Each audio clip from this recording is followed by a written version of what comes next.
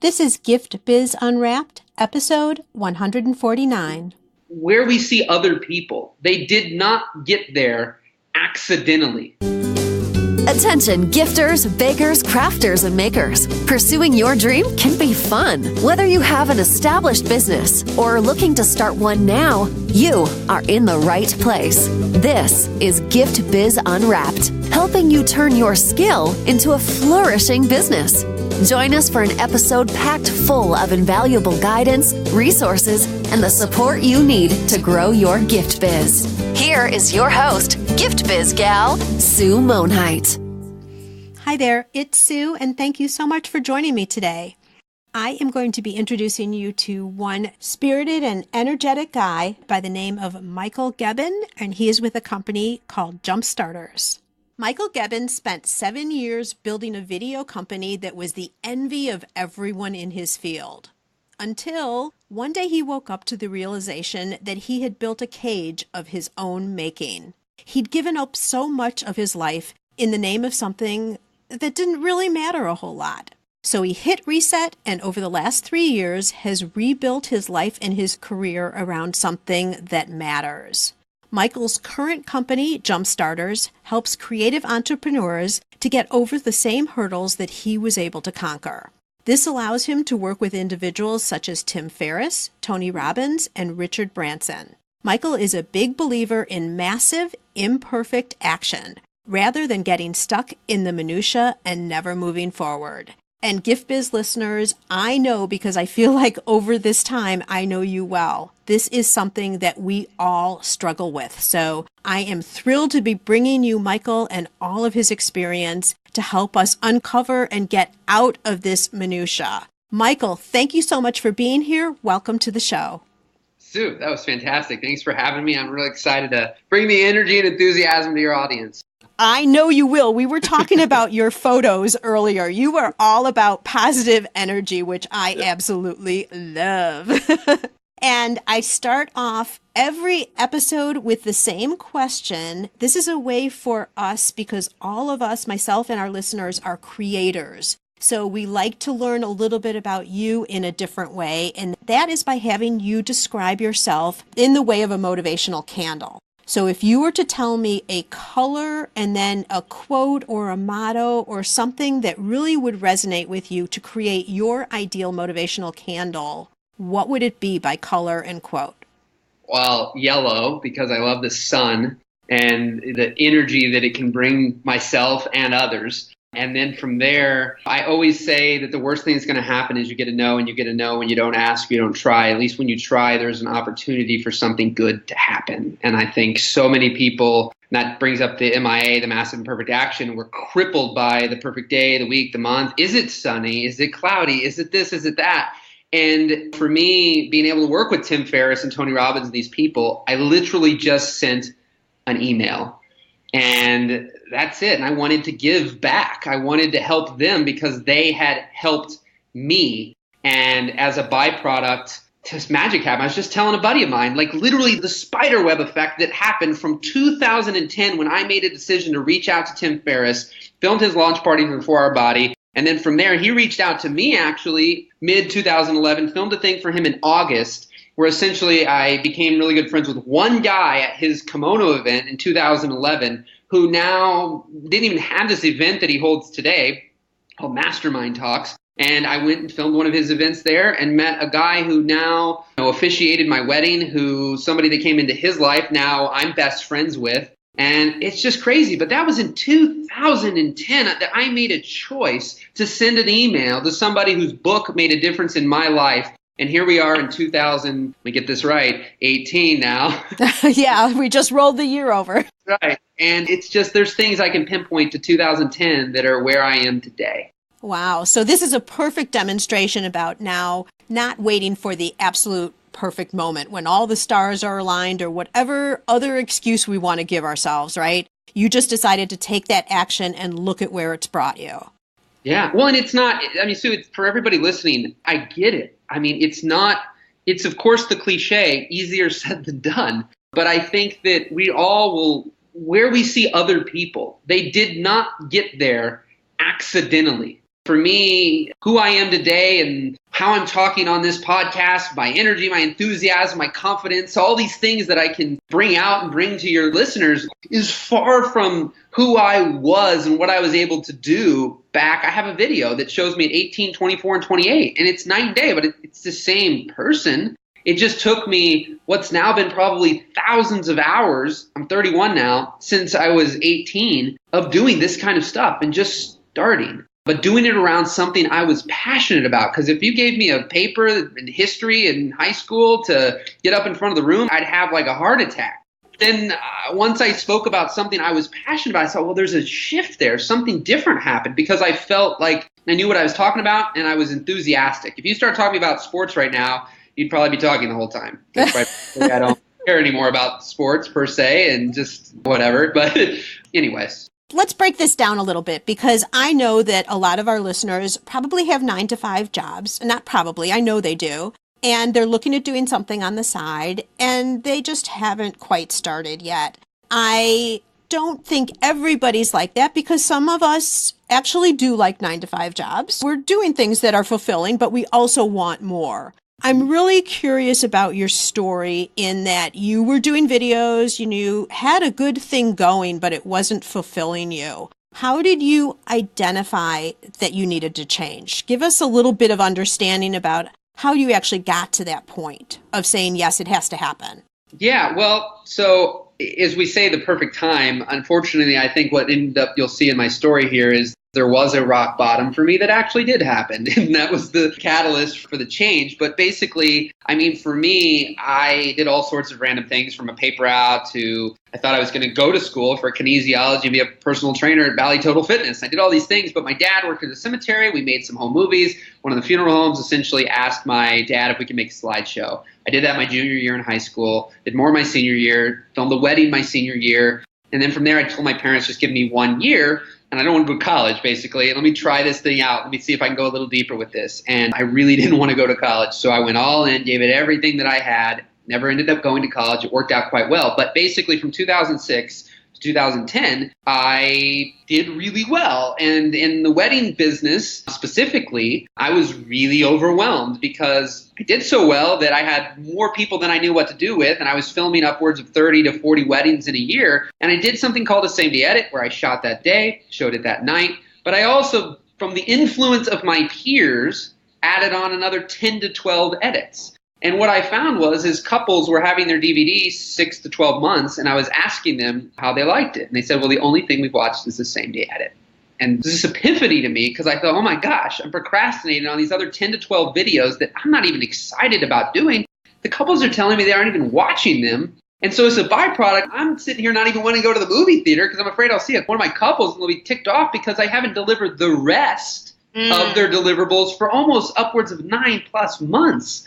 And so I was just going crazy. And now I call this the my way decision.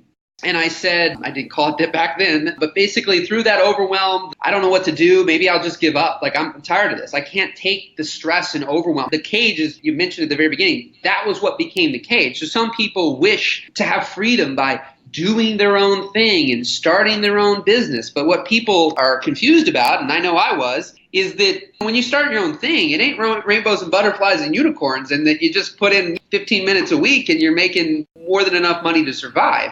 There's a lot of hard work and a lot of things that you don't know how to do, and the good, the bad, the ugly, all these things. And so for me, I end up saying I'm going to edit, dress, speak, shoot, everything my way. I have this one thing, this same day edit. The couples love it. I love it. That's all I'm going to offer people. And we'll see what happens. And if it doesn't work, well, this is where the scenario of ultimately being at a rock bottom where I felt I couldn't go any lower. So for me, I didn't really have anything to lose because I was already, in my mind, losing relationships, losing all sorts of things. And so not being a jerk about it, I started to explain my passion in a new way. I mean, I used to spend 45 minutes telling them the 12 different videos. Well, try to go down to one and explain that and charge the same amount of money. At the time, I was charging $3,500 for 10 or 12, and now I'm going to charge $3,500 for one. A lot of people think if it doesn't take a lot of hard work, effort, time, energy, all these things, that it's not valuable. Because when I wanted to charge more, I thought I needed to actually add more videos. But it wasn't until I went down, found that sweet spot that I was great at and loved doing, and poured out my passion on a conversation to somebody about that one thing. When you come and you hire Michael Gebben, I either do my best or I don't do anything. Like, there's no in between. You can't hire me for a cheaper package where I do a little less than the best package. I'm going to do my best. I'm going to rock it out, and you're not going to have to worry about anything. And in doing that, that's when the next 12 months I got more free time. I made more money. I worked with Tim Ferriss and Tony Robbins and went to Richard Branson's Island. All these crazy things happened within my video production company. And it was a mindset shift. And that's really the big thing that I love helping people make, is a shift in their mind that will move mountains for them in their life. Yeah, there's a couple of things with your story that I want to point out to our listeners. The first thing is, you are saying that you didn't have then those 10 different versions anymore. You only had the one. But you also had tested that because you'd talked to people and you'd seen that that was really where they saw the value. So in your mind, maybe you're offering less for the same price, but people who didn't know about it before don't know that you at one time offered 10. Of course, yes. And so I think that that's important. I'm relating this then to our listeners too, because it's all on how you position and you present. You don't have to think that everybody has been watching you from the past. Definitely aren't. In terms of what you're offering. And I think the other thing that you said that was really significant and applies because so many people who listen are actually the creators of their products is you're talking about the fact that value and the cost of your product doesn't equate to the deliverable. In other words, all that extra time and effort by doing all of those other versions, your real quality, Michael, is in the skill that you have behind the camera, capturing the scene of the event in your very unique way. And I'm guessing, I think you would agree with that. And then that transfers over to the single video with the editing, the time condensed editing that you're still doing for the deliverable that night. And you have the talent to be able to do that. So GiftBiz listeners, I'm also relaying this to you in terms of high value pricing on what you have an innate talent to do. Other people don't see that as being cheap. It's something that they don't have. So think of that when you're looking at pricing.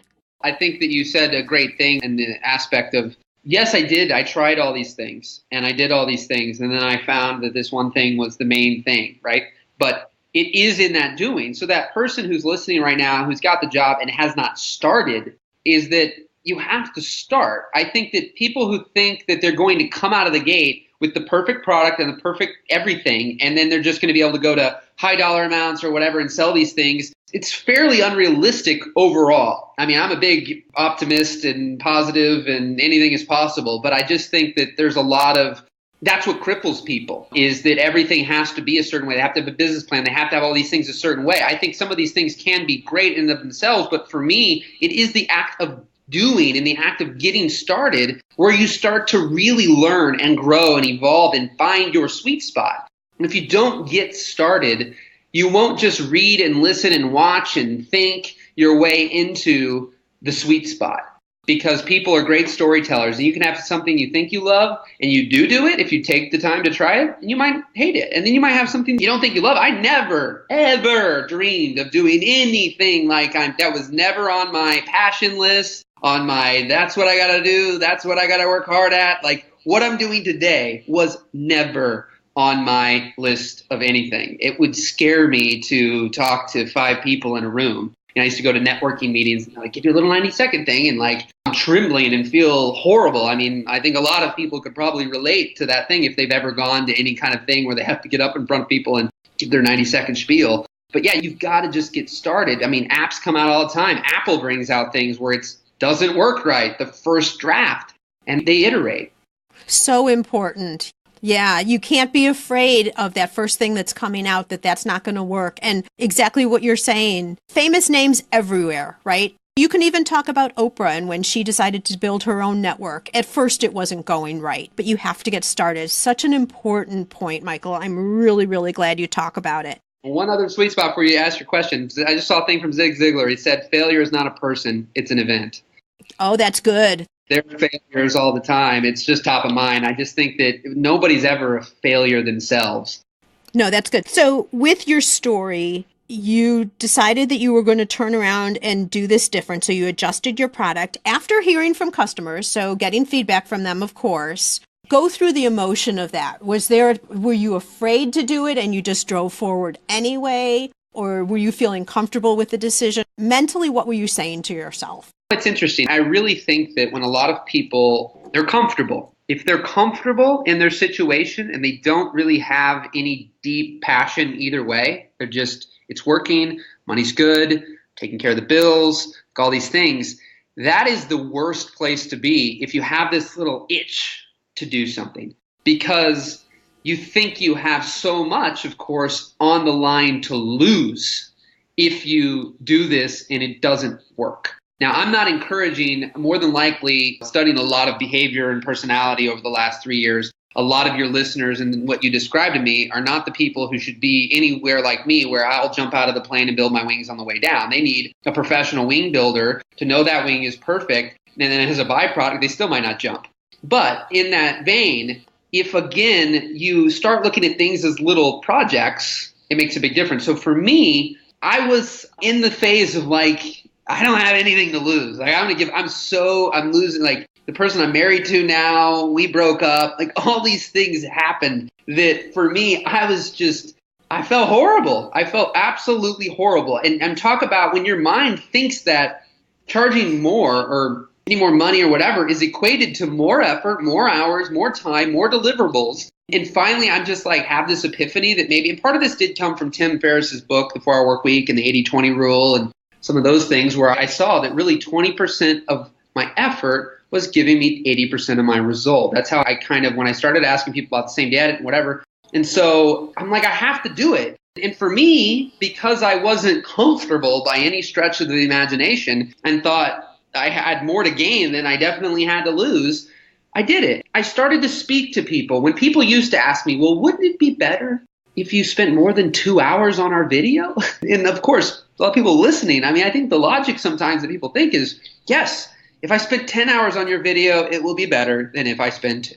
But for me, that was a huge lie, because how I'm wired, pressure makes diamonds. And so for me, pressure, for me personally, Michael Gebben, this won't work for all your listeners, but for me, when I had that pressure and I knew I was going to show that to 75 to a few hundred people, I created magic, because I was fueled by seeing the reactions in the moment of the people. Getting an email after I spent a little bit longer time, but it still took me 3 weeks or 3 months or whatever, and then getting a, thanks so much, we really love it. Like, it did nothing for me.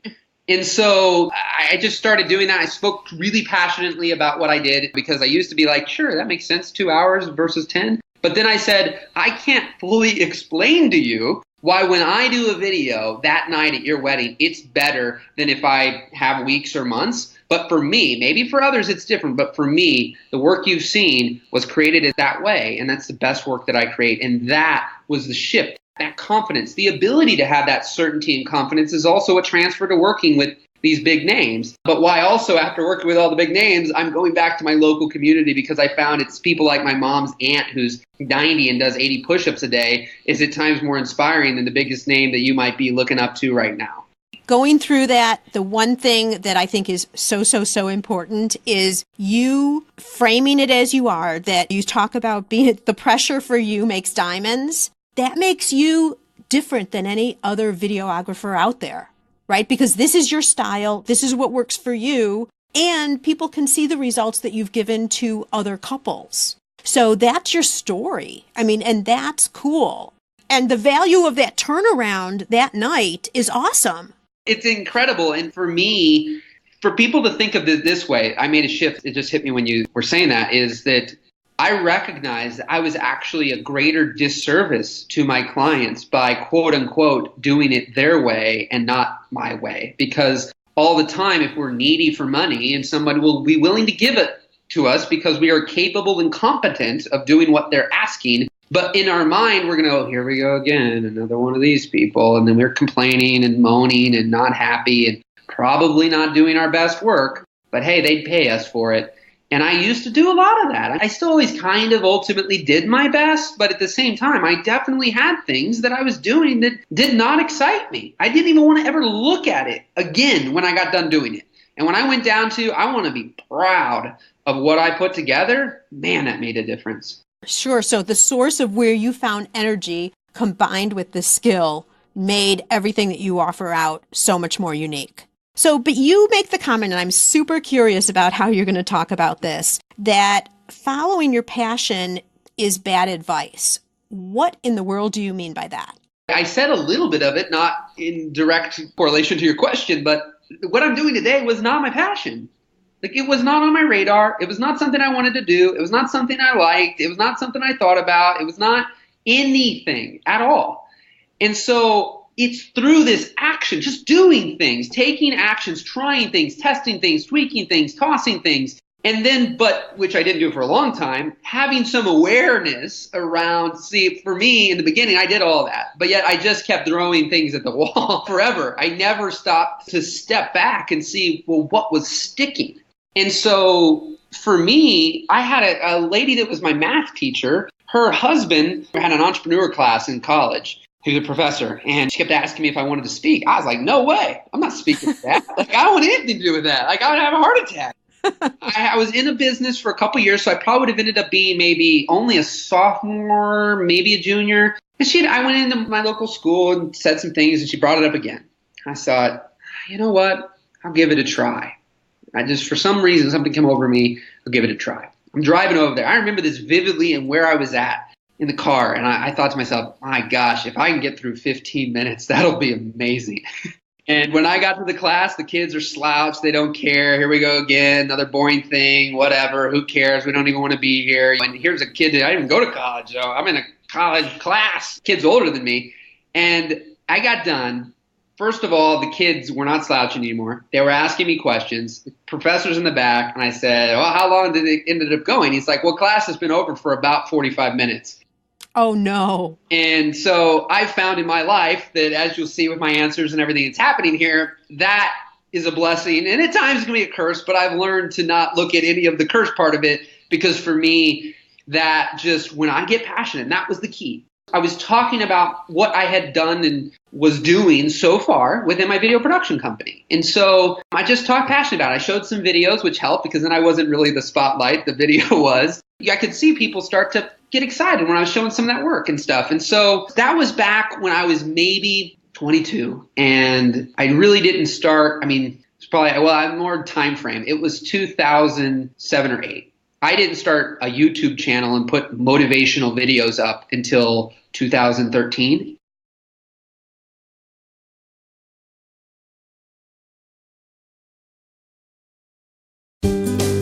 This podcast is made possible thanks to the support of the Ribbon Print Company. Create custom ribbons right in your store or craft studio in seconds. Visit theribbonprintcompany.com for more information.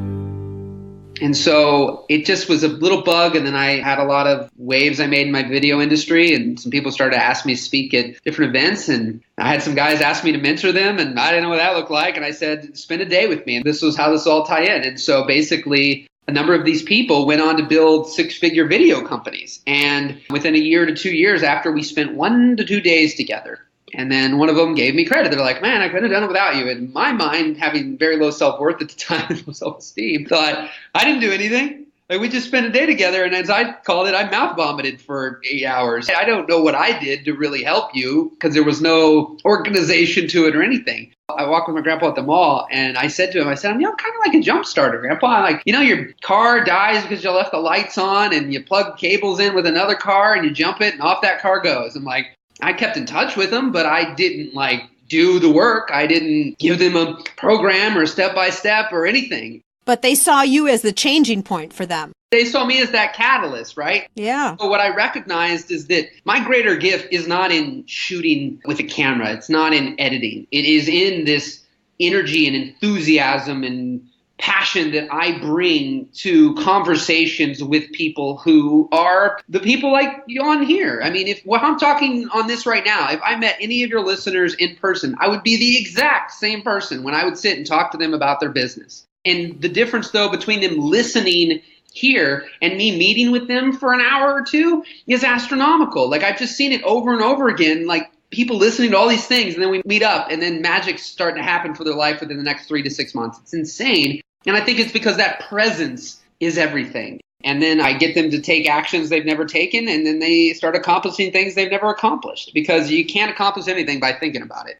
All right, so we're going to talk about that, but I want to circle back, and you correct me if I'm wrong here, okay? But what I am hearing from your story that I think will help our listeners too, in terms of this is passion bad advice, I think what you were saying is you might be passionate about something originally, but you never know how much deeper your passion could be that could lead you off in a different arm, if you will, until you take action. Yes. So you might think you have the result, just get started and see where it takes you. And it may be something totally different than what you felt that original passion was.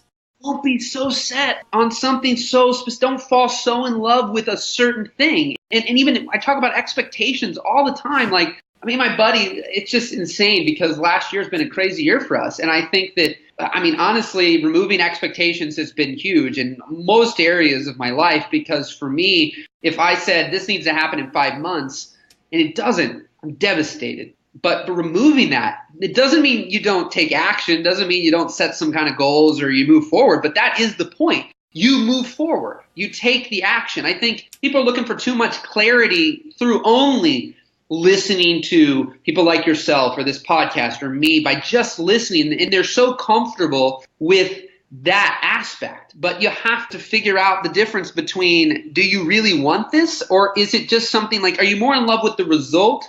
But when you really have to think about the process it might take, it doesn't excite you at all. And I've had to learn, and you would probably have seen this in your life, if you don't fall in love with the process, more than likely actually won't achieve any results.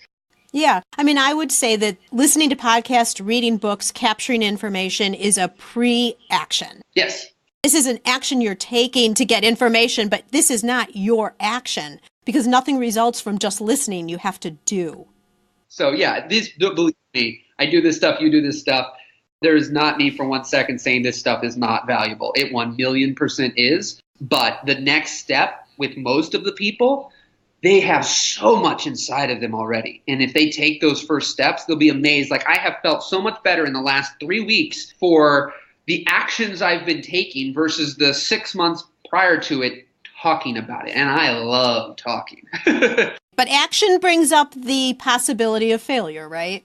Of course, and that's what people are, of course, so afraid of. But it's inevitable that you will make mistakes and things will not work out. It is going to happen. I mean, as soon as you recognize that, yes, that will happen, 100%, that can stop being such something that's so crippling. I mean, I'm a prime person of worrying about what everybody's thinking of me. That crippled me. And it took me from being able to help a little bit when I wanted to help people, quote unquote, to helping people a lot of it, because I didn't hold back anymore. I didn't just, well, what are they going to think? What are they going to say? Is that going to push the wrong button? Like, what's going to happen? Somebody gave me an acronym, NICE. Nothing inside cares enough. Like, if you're being nice to someone, you're afraid to, quote unquote, speak your truth, you're not really serving, especially if they're a good friend or somebody. If you know what is happening and you feel in your heart is wrong and maybe they're not seeing it, trying to be nice and not say what you may think needs to be heard can actually hurt them more than saying it. And people think saying it is actually where the harm's coming. Okay, so would you say to our listeners who understand what you're saying by theory, Sure, get it, but they still need to do that action? It's still too scary to start, whether it's getting up and doing an elevator speech, or it's presenting their product out, or even just starting their business. How does someone who's so terrified of doing that, even though logically they get it, they need to make a move, how do they do it?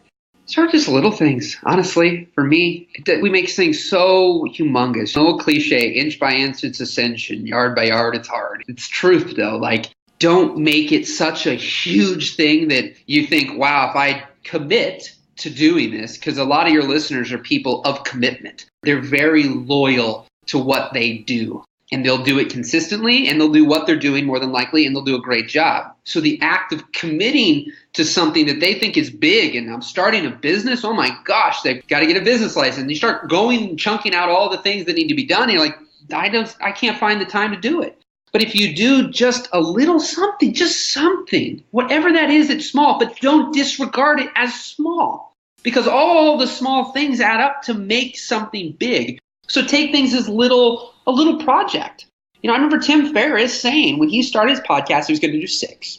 See how it goes. See, do the listeners like it? Does he like it? Even if the listeners like it, but he hates it, he's not going to keep doing it. And so just doing that little thing as a project, that you just set a couple little things that you try and you do without making it some big thing that you're committing yourself to me can make a big difference. Yeah. And I see often too that if you just do something little, it starts to build momentum because you've gotten started. So that little thing leads to the next little thing. And as you're saying, inch by inch, it leads to something big down the road.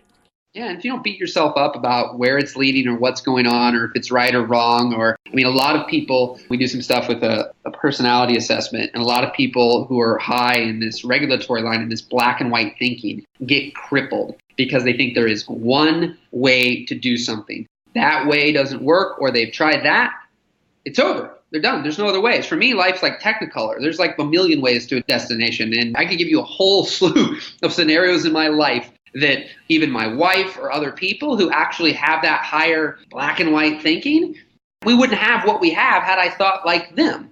For me, I see a lot of different ways. That's one of the things I like to bring to people as well, is just to start to see that there are lots of ways to get things accomplished. There's not one singular way to do almost anything. There's always an asterisk, I say. But so just start to think that if this way that I thought doesn't work, it doesn't mean it's actually the only way. Which gets to trial and error. Trial and error. And failure is only an event. It's a bump in the road. Wrapping up this conversation in this way here, I'm curious as to what you'd say. How was it that you moved from being anxious with doing all of that to the total confidence you have now? Gosh, it takes so much. That's the thing. That's what I want to hammer home. Things do not happen, quote unquote, overnight. I started the shift that we're talking about here in 2011. But here's the interesting thing. I had 2 personalities going, this will sound crazy, but at the exact same time. Meaning I became a hyper-confident videographer in the ability to work with Tim Ferriss and Tony Robbins and these people. While simultaneously, when I wanted to help and serve and coach and motivate, whatever words you want to give to that whole world, I was the 19-year-old kid who said, are you kidding me? Who's going to pay me? I don't bring any value. Up until 6 to 12 months ago, I still hadn't figured out that reasons that certain things hadn't worked in my life because I was self-sabotaging, thinking it was a partner problem that I was having. So partners are bad. But really what the problem was is it was me. And the fact that I sabotaged every situation I was in because I thought, well, they'll be fine without me, but I won't be fine without them. Because I'm not bringing much value to the table here. My one buddy in a business was 50 hours, let's say, to spend on something. He spent 48 of them, and I spent 2.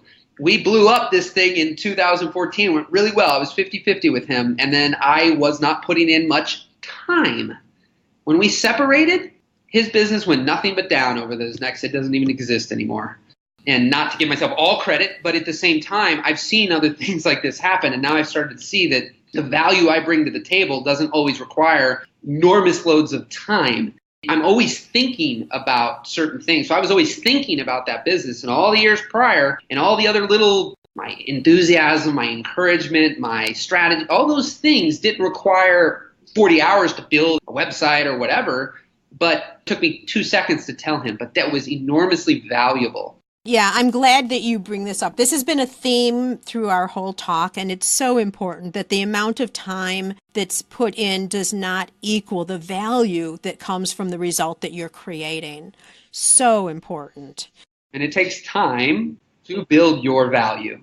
The starting is exactly that. Like the starting today with anything. My one buddy used to say, by you cutting your, random one still, but using the fork to cut a piece of meat. If you're having a piece of chicken and you cut it, going, good job. It was a good cut. Just something stupid. You pinch it, wow, I did that. Little things. You do something small for a friend. And you just do these little, that don't even have anything to do with business. And you start to build yourself up, because I would bet that a lot of your listeners more than likely suffer from low self-esteem, low self-worth. They don't think they're good enough. They don't think anything they do brings value. Because for me, I read a thing about a true altruist. I hated the spotlight. I hated getting the credit, like the whole thing. The guy said, oh, I would have done it without you. And I'm like, I didn't do anything, whatever, man. Because this thing I read that a true altruist doesn't want the credit. They don't want to be the hero because what they're doing they think is the right thing to do. But the thing that's the right thing for me that I love to do is actually a thing of high value. But who you're hearing today was a person who spent 10 plus years working to sound and be who I am today. And that's the whole thing. It starts with little things day by day, trying things, and you don't recognize that everything you're doing in your life right now makes up who you are and what you'll bring to the world tomorrow. Absolutely. And sometimes we just have to get out of our own way. I believe me. Everything you hear from me, I still have the getting in my way. So it's not, I believe that as a whole, you just end up controlling things. They don't control you, but it doesn't mean they don't affect you. Well, yeah, you just have to live with it. People call this different things, imposter syndrome, whatever you want to say. It's alive and well, I think, in all of us. Even people who are huge, you still hear that they get nervous and that they get anxious. You have to live with it. You accept it, and it's part of the story. There would be names that I can name right now that you'd be shocked at the things I've seen from working with these people. So I won't say any names. I'm not like that. No, you don't need to do that. The other thing I just want to bring to mind before a couple of final questions for you is those of you who are out there and are working a 9-to-5 job, as Michael's talking about just little things getting started, you can go at night, and if you're thinking of starting a business, just the littlest first steps you can take. It doesn't mean that you're quitting your 9-to-5 job. You can do little things and start reaching for your dreams. You don't have to wait for the stars to align like we were talking about in the beginning. It's the little things. So I want to challenge everybody who knows they're trying to get somewhere just to do that first little thing, just the first one, and you'll see what starts to happen from there. All right, Michael, you've mentioned books throughout here. What are you reading right now? Oh, man. My phone's not in front of me, but because I just had some. There's one, Anything You Want by Derek Sivers, I always mention. He started CD Baby. I just love it. It's short. I listen to audiobook that, for me, he's really good, which I definitely try to learn, being really articulate with his responses. And so it's a short little hour listen, but his nuggets and the way he thinks about business and the way he got started and all these things, it's a good way for that just get started. And really what it became that he sold for 20 million was not in any way, shape or form what he wanted. It was, he started basically, only 30 seconds here, he wanted to sell his albums online. Before PayPal, before anything, he spent 3 to 6 months getting the coding to put a buy button on his website to sell his album. And that turned into this CD Baby that became a company he sold 10 years later for $20 million. And people kept asking him, how do you do it? And he goes, I don't know. I'm trying to keep this thing small. It just keeps growing. He wasn't trying to do it. But when you just do that thing that you're solving almost your own problem and you just love doing it, it's amazing what can come when you don't complicate it by thinking, actually, how am I going to turn this into business? How am I going to monetize? How am I going to market? How to just get it out there. Okay, so the book is called Anything You Want. It is available on Audible. And GiftBiz listeners, if you haven't done so already, I'd like to offer you a book for free on me, an Audible book. All you need to do is go to giftbizbook.com and grab a book, this one or another one that interests you. But this one's sounding pretty good, Michael. Fantastic. Yeah, definitely. I love listening to audiobooks. That's a perfect gift. So finally, I would like to invite you to dare to dream. I'd like to present you with a virtual gift. It's a magical box containing unlimited possibilities for your future. So this is your dream or your next goal of almost unreachable heights that you would wish to obtain. Please accept this gift and open it in our presence. What is inside your box? For me, I'm just going local again. I've traveled all over Timbuktu to do all these things, some of these things we mentioned on here. And I'm a big family guy. I've always been. I've lived in the same town all 31 years of my life. And I just want to bring the fire, the energy, the enthusiasm, the connections, the relationships, the information, all these things that I've acquired in these last 10 to 12 years and bring that back to my local town. And it's amazing the response that I'm getting from people because I'm messaging every single person because I have different people promoting it, whatever, doing little things, and I'm getting they're going or they're interested on a little Facebook event. And every person who clicks that, I add them as a friend and I send them a message. And then I've had about 80 people so far comment back, but I've still had 40 or 50 that they've added me and we're friends now and they showed interest but didn't. I can go on and on, but that's a prime example. All these people I've messaged and said, happy whatever day it is. I hope you're having a great week. And I just wanted to reach out to everybody personally who's showing interest in the event because I want to make this a great value for you if you choose to come. And I'm having a bunch of people who reply while simultaneously a ton who aren't even replying. And my good friend who recommended one of them even told me, the one girl said, yeah, I didn't open his message. I thought that was kind of weird. Yet I have other people going, oh my God, I can't wait for this. Our town needs this. So it's just, you're going to have opinions left and right. And even right now, I had a person say a very little hateful thing to me in one of the comments. But I've developed thick skin again over all these years because I can't let the one ruin me from the many. And the many right now are very excited. And so I'm very excited to just see what happens here and starting to make the change where I'm at in my hometown rather than the world. It's so exciting. You're going to attract the people that are right for you. There's always going to be some people who, for whatever reason, aren't going to be a match, and that's okay. But look at all the people that you are attracting. My message is attracting the right people because what they're saying is exactly, I'm like, all right, it's hitting home. We were talking about all this in the pre-chat, and we so often think that the value can't be right in our backyard. The internet's done that to us, that's for doggone sure. It's so true. I'm so excited to hear the results. If our listeners want to know more about you, Michael, where would you direct them? One, you can connect directly with me on Facebook, facebook.com, GEBBS86. You'll find all sorts of, I'm doing tons of Facebook Lives and different things, but also I send a lot of people, which then gets you to all the different places I am on takemia.com. And my audiobook's on there. There's a personality assessment people can take. All these things are free. You can check that out. Then it links up to my YouTube and all that there as well. Perfect. Well, Michael, your enthusiasm is contagious. I don't think anybody who's getting done listening to this show isn't excited and revved up and charged. And let's you and I both together convince them that now is the time for them to take action. Right now, today. All righty. Thank you so much, Michael, for sharing your time. And may your candle, that yellow candle about taking action and all of that, always burn bright. Thank you. Appreciate it. This episode is all wrapped up, but fortunately, your Gift Biz journey continues. Are you eager to learn more? Our Gift Biz gal has a free download just for you. Head over to giftbizunwrapped.com/12 steps to get your copy of the 12 steps to starting a profitable gift biz. Don't delay. Head over to giftbizunwrapped.com/12 steps today. And until next time, happy business crafting.